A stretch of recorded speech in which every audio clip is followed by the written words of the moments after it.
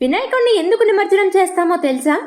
మనకి సృష్టి స్థితిలయలు అనే 3 దశలు ఈ వినాయక చవితి పండుగలో కనిపిస్తాయి. మట్టితో వినాయకుడిని చేస్తాం. ఆ విగ్రహాన్ని పూజించి ప్రాణప్రతిష్ఠ చేస్తాం. ఇదే సృష్టి. 9 రోజుల పాటు రోజు పూజించి ధూపదీప నైవేద్యాలు స్వామికి సమర్పించుకుంటాం. దీన్నే స్థితి అంటారు. పంచభూతాల నుంచి జన్మించిన ప్రతి ఒక్క పదార్థము మధ్యలో ఎంత వైభవంగా విలాసంగా గడిపినా చివరికి ఆ దేవుల్లో కలిసిపోవాల్సిందే. అందుకే మనం పూజించుకున్న వినాయకుడిని మనమే లయం చేస్తాం. లయం చేయటం అంటే ఆత్మను పరమాత్మలో ఐక్యం చేయడమే. అందుకే వినాయక నిమజ్జనం చేస్తాం. ఇదే సృష్టి స్థితిలయల చక్రం. వినాయక చవితి పండుగ నేర్పించే పరబ్రహ్మతత్వం. Subscribe and stay tuned for more chapters of welcome Vinayaka. సమస్త విఘ్నాలను తొలగించి ఆ విఘ్నేశ్వరుడు గురించి మనందరికీ తెలుసు. కానీ వినాయకుడి రూపం వెనుకున్న పరమార్థం మీకు తెలుసా? ఏనుగు తల. ఇది జ్ఞానం, అవగాహనకు ప్రతీక. వినాయకుడి 2 దంతాల్లో ఒకటి విరిగి ఉంటుంది. ఇది త్యాగానికి ప్రతీక.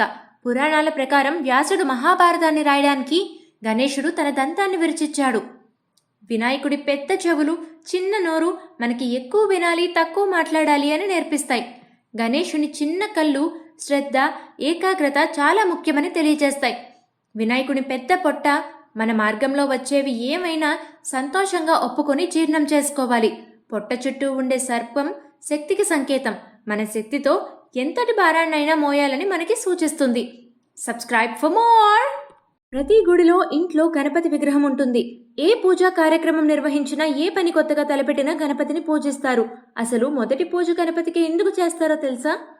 పురాణాల ప్రకారం ఒకరోజు పార్వతీదేవి గణేశుణ్ణి ద్వారం వద్ద కాపలా ఉంచి ఎవరైనా వస్తే వారిని అడ్డుకోమని సూచిస్తుంది. వినాయకుడు ద్వారం వద్ద కాపలా ఉన్న సమయంలో శివుడు లోపలికి రావడానికి ప్రయత్నిస్తాడు. కానీ గణపతి లోపలికి వెళ్ళనివ్వలేదు. కోపం వచ్చిన శివుడు వినాయకుడి తలను వధిస్తాడు. గణేశుని కేకలు విన్న పార్వతీదేవి పరుగున వచ్చి అతని దయనీయ పరిస్థితిని చూసి కోపం తెచ్చుకుంటుంది. ఆ బాలుణ్ణి తిరిగి పొందకపోతే ప్రపంచాన్ని నాశనం చేస్తానని బెదిరిస్తుంది. పార్వతీదేవి ఆగ్రహాన్ని చూసి శివుడు ఏనుగు తలను మార్చి గణపతిని బతికిస్తాడు. అంతేకాదు, గణేశుణ్ణి పూజించకుండా ఎలాంటి పూజలు చేయకూడదని వరం ప్రసాదిస్తాడు. గణపతికి అపారమైన శక్తిని కూడా అనుగ్రహిస్తాడు. Subscribe for more. హిందూ దేవుళ్ళలో ఒక్కొక్కరికి ఒక వాహనం ఉంటుంది. మిగతా దేవతలందరూ వేగంగా పరిగెత్తే జంతువులను, పక్షులను తమ వాహనంగా ఎంపిక చేసుకుంటే, దీనికి భిన్నంగా వినాయకుడు మూషికాన్ని తన వాహనంగా ఎందుకు మార్చుకున్నారంటే, కృష్ణధ్వజ అనే ఒక గంధర్వుడి అహంకారం చూసి ఇంద్రుడు అతన్ని మూషికంగా మారిపోమని శపిస్తాడు. ఎలుకగా మారిన కృష్ణధ్వజ కోపంతో పంటలు నాశనం చేస్తూ భయాందోళనలు సృష్టించాడు. అప్పుడు వినాయకుడు అతన్ని తన శక్తితో అదుపులోకి తెచ్చి మూషికాన్ని తన వాహనంగా స్వీకరించాడు. ఈ కథలో మూషికం మనలోని అసూయ, కోపం, అహం వంటి నిగ్రహించలేని భావాలకు ప్రతీక.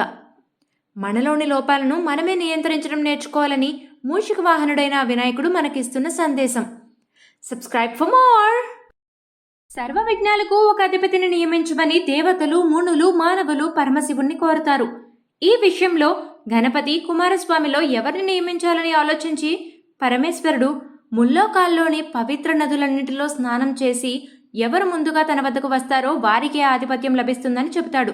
దీంతో కుమారస్వామి తన నెమలి వాహనంపై రువ్వున ఎగిరిపోగా వినాయకుడు మాత్రం తన ఎలుక వాహనంతో ముందుకు కదల్లేడు. దీంతో నారాయణ మంత్రం జపిస్తూ తల్లిదండ్రుల చుట్టూ ప్రదక్షిణ చేస్తాడు. ఆ మంత్రం ప్రభావంతో ప్రతి తీర్థంలోనూ కుమారస్వామి కంటే ముందే వినాయకుడు ప్రత్యక్షమవుతాడు. ఆ విధంగా 3 కోట్ల నదుల్లో వినాయకుడే ముందు స్నానమాచరించడం చూసి కుమారస్వామి కైలాసానికి వెళ్లి మహిమాన్వితుడైన అన్నగారికే ఆధిపత్యమివ్వమని తండ్రిని కోరతాడు. ఆ విధంగా వినాయకుడు విఘ్నాలకు అధిపతి అవుతాడు. గణేశుడి శక్తి సామర్థ్యాలను పరిశీలించి భాద్రపద శుద్ధ చవితి నాడు ఘనాధిపత్యం కట్టబెడతారు. అందరికీ వినాయక చవితి శుభాకాంక్షలు.